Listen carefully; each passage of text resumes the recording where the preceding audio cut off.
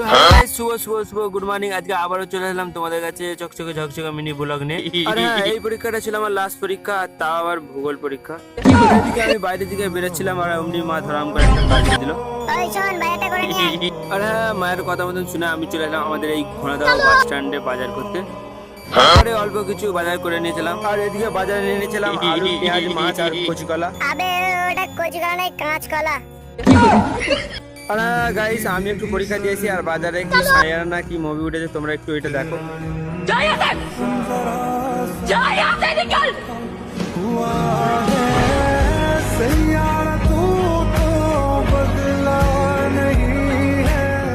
তারপর পরীক্ষা দিয়ে এসে গুটি গুটি পায়ে হাঁটুটি করতে করতে চলে আসলাম আমাদের এই বন্ধুদের কাছে পেয়ারা খেতে।